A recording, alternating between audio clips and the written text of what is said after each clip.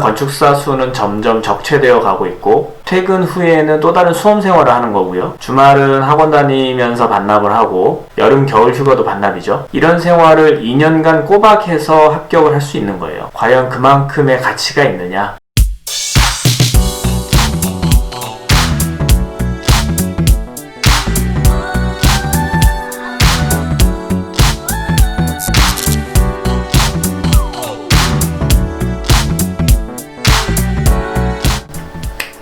안녕하세요, 플라프입니다. 지난번 총 3번의 건축사 각 교시별 한 번에 합격하기 영상을 올리고 곰곰이 생각을 해봤는데, 우리가 열심히 시험 합격에만 몰두를 하고 있는데 정작 이걸 왜 따야 하는지에 대한 이유를 다시 한번 짚어봐야 되겠다라는 생각이 들었습니다. 예전에 저는 건축사는 굳이 딸 필요가 없다라고 생각했던 사람들 중에 하나였는데요. 정말 얼마 전까지만 해도 그랬었고요. 대형 건축사 사무소에서 일하면서 어차피 건축 설계를 했지만 회사에 대표 건축사가 있고 실적은 어차피 그분이 다 가져가는 거니까 내가 여기에 있는 한은 그렇게 힘들게 노력을 해서 건축사를 따봐야 뭐 별도의 건축사 수당이 있는 것도 아니고 명함에 건축사라고 한 줄 넣는 거 외에는 큰 장점이 없다라고 생각을 했었죠. 그래서 차라리 그 시간에 영어나 제2외국어를 공부를 한다든지 다른 자격증, 예를 들면 에너지 평가사라든지 뭐 감정 평가사라든지,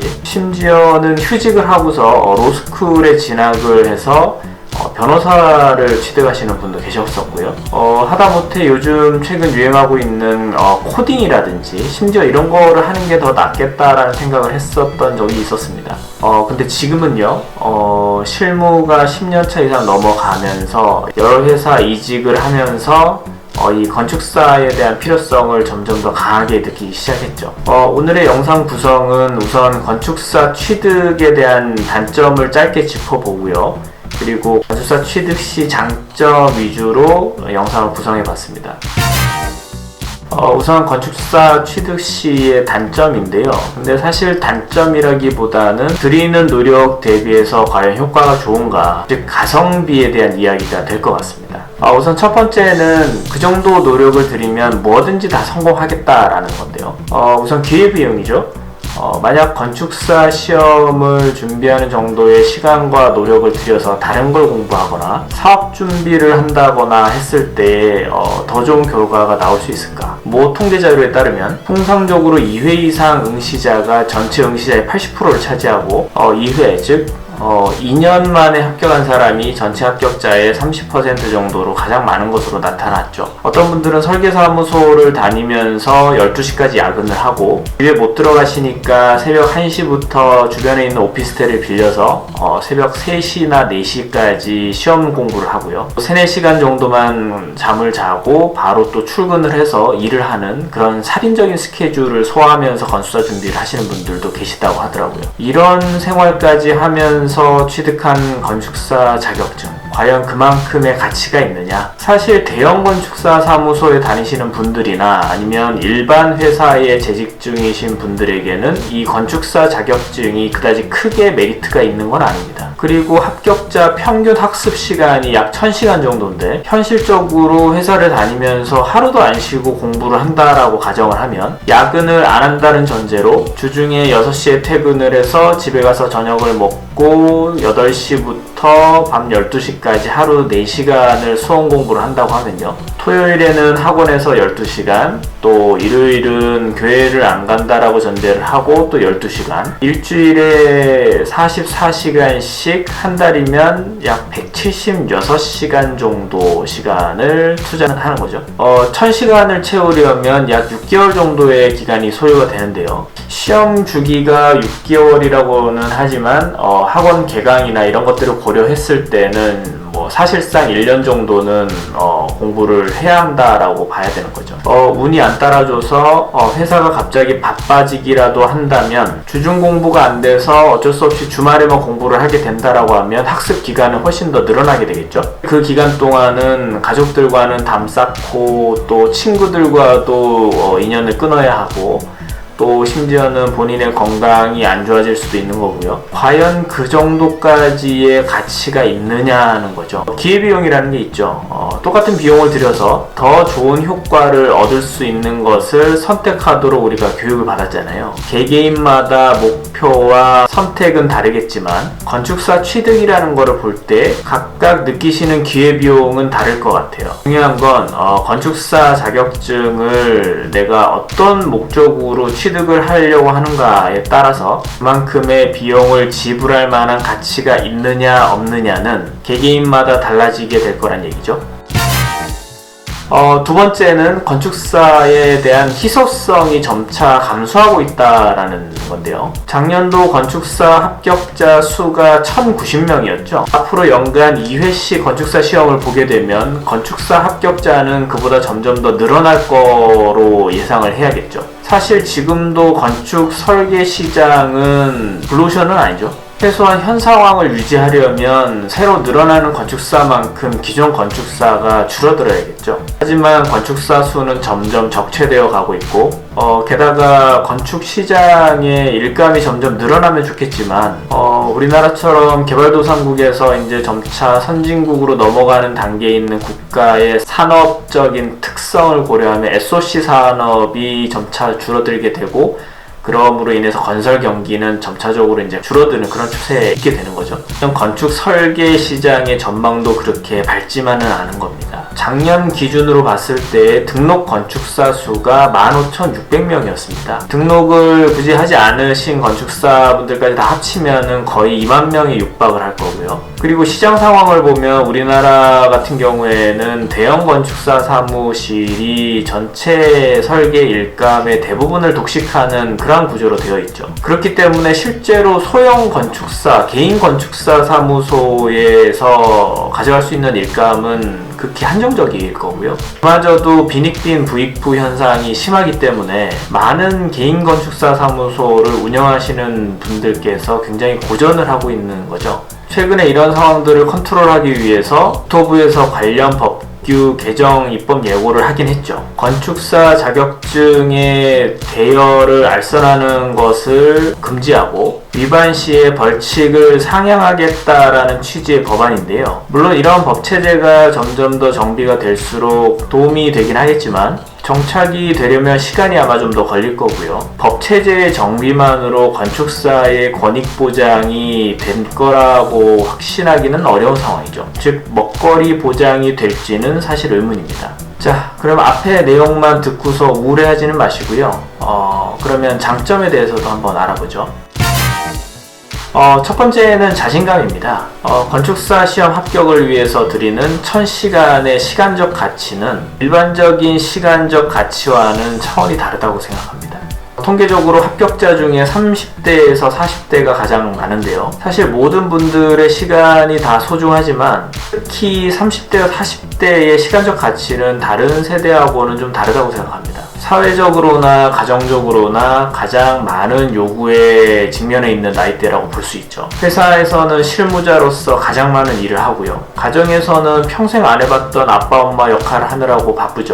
또 그동안은 부모님의 돌봄을 받다가 이제는 부모님들을 거꾸로 돌봐야 하는 그런 나이가 되는 거고요. 또 사회적으로도 인간관계나 이런 부분들도 신경을 써야 하죠. 이 모든 것을 다 포기하고 또 가장 힘든 것은 결국 자기 자신과의 싸움이잖아요. 이 싸움에서 승리하는 경험을 취득하는 것. 이게 사실 국토교통부 장관 직인이 찍혀있는 건축사 자격증을 받는 것보다 훨씬 더 가치가 있지 않을까. 군대 얘기를 갑자기 꺼내서 죄송합니다만 남자분들이 군 생활을 통해서 얻는 가장 큰 유익이 자신감 아닌가요? 황금 같은 시기를 군 생활하면서 다 보내고 그래도 그나마 유일하게 얻어서 나오는 건 사회에 나오면 무슨 일이든 다 할 수 있을 것만 같은 그런 약간 근거 없는 무모한 자신감이죠. 자세히 한번 곰곰이 생각을 해보면 결국 그때 얻었던 그런 자신감으로 지금 가정을 위해서나 사회를 위해서 일을 하고 있는 것일지도 모릅니다. 건축사 공부를 하던 그 정도의 노력만을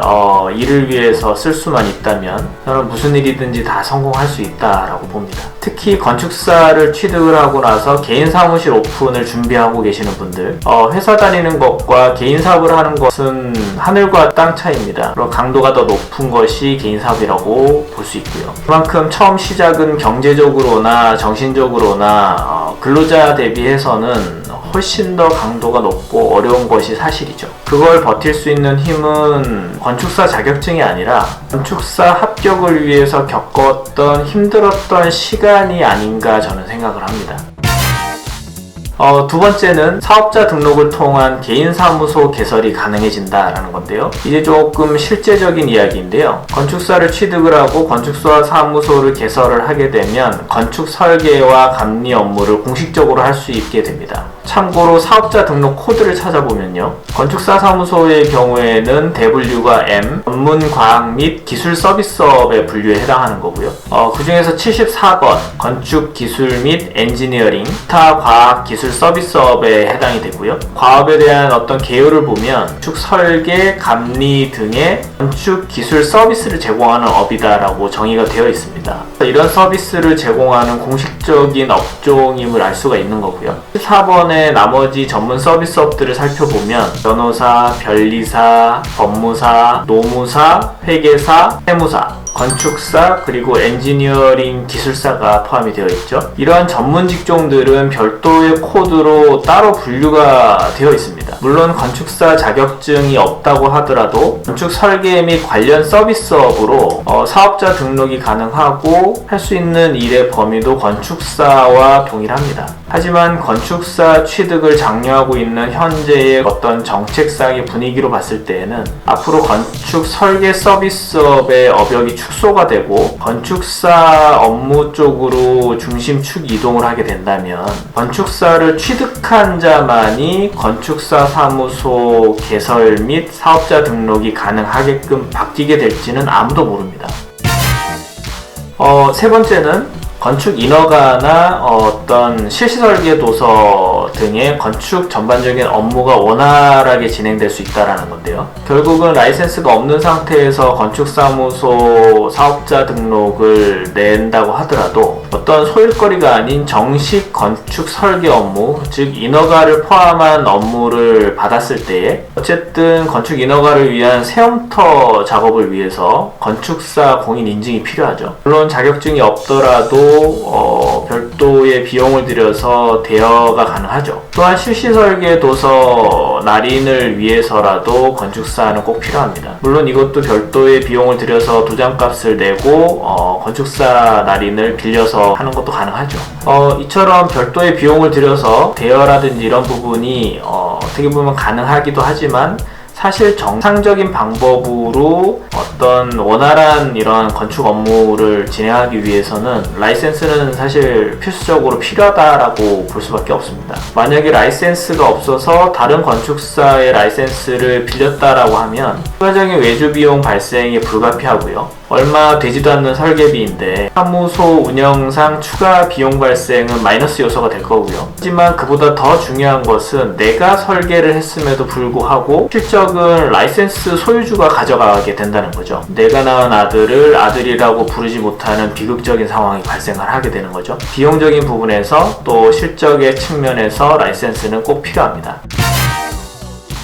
네 번째는 전문직 대출에 관한 부분인데요. 건축사 시험을 합격을 하고 건축사 자격증을 수여를 받기 위해서 가면 각 은행별로 임시 창구가 개설이 되어 있고 거기에 연 3%로 약 5천만 원 정도까지 대출이 가능하게끔 되어 있죠. 이게 매년 조금씩 줄고 있다고는 하는데 설마 5천만 원 이하로 더 줄 것 같진 않죠. 이게 어떻게 보면 큰 돈은 아닐 수 있지만 종이값과 인건비를 주 비용으로 하는 개인 건축사 사무소에게는 사실 천금 같은 돈이죠. 처음에야 직원 없이 건축사 사무소를 개설을 하면 보면 어쨌든 들어가는 고정비용, 사무실 임대료라든지 OA 렌탈료라든지 기류 구입비, 관리비, 이를 수주하기 위해서 들어가는 각종 재료비들, 차량 유지비 등등 첫 프로젝트를 수주하기 전까지 들어가는 각종 비용들과 또 프로젝트가 없을 때 사용해야 하는 유휴 비용들, 이런 것들로서는 상당히 유용한 비용이죠. 또 나름 전문직이기 때문에 복지라든지 사회적인 혜택이라고 볼 수 있는 거죠.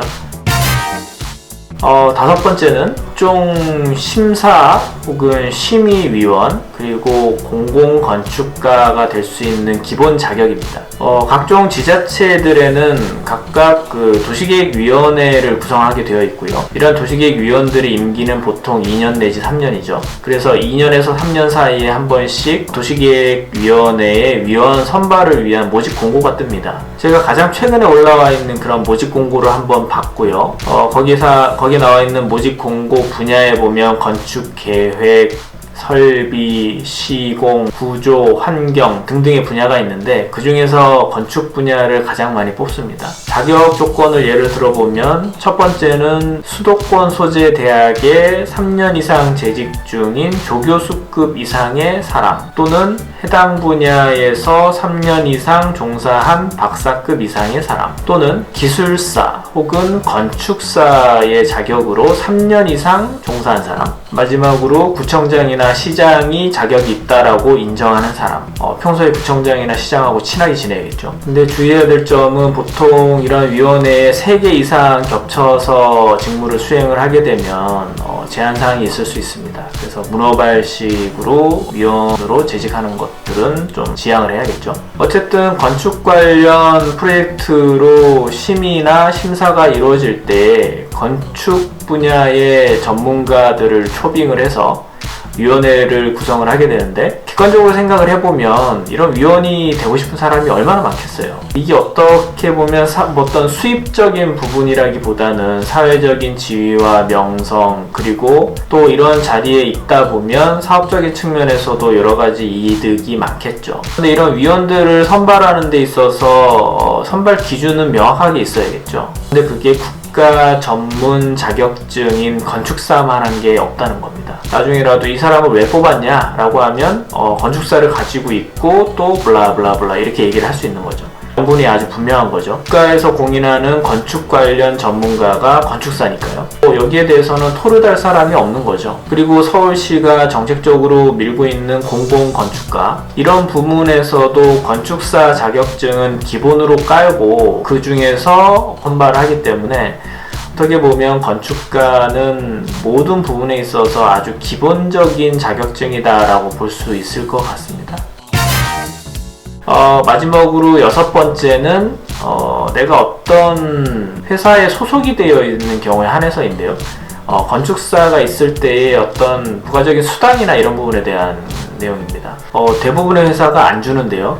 어떤 회사는 건축사를 가지고 있을 때 건축사 수당을 주기도 합니다. 아주 소소한 용돈 정도의 수준이죠. 그리고 대기업 같은 경우는 이직을 할 때 이전 회사에서 건축사 수당을 받았다라고 또 얘기를 하고, 또 건축사가 있기 때문에 기본적으로 연봉을 1,000만원, 2,000만원 이렇게 더 올려달라 라고 요구할 수 있는 그런 명분이 사실은 될 수 있는 거죠. 뭐 건축사가 바글거리는 대형 건축사 사무소 같은 경우는 해당 사항이 없겠지만 일반 대기업 같은 경우는 건축사 자격이 굉장히 희귀할 수 있습니다. 뭐 예를 들면 광고기획사라든지 아니면 뭐 인테리어 시공을 직접 하는 시공사라든지 이런 경우에는 이런 공사를 수주하기 위한 입찰 조건으로 회사 내에 건축사가 있느냐 없느냐가 입찰 조건으로 작용할 수가 있거든요. 제가 예전에 있었던 모 대기업에서도 건축사 자격증에 대한 필요가 있어서 꼭 좀 취득을 해줬으면 좋겠다라는 그런 요구를 받았던 기억이 납니다.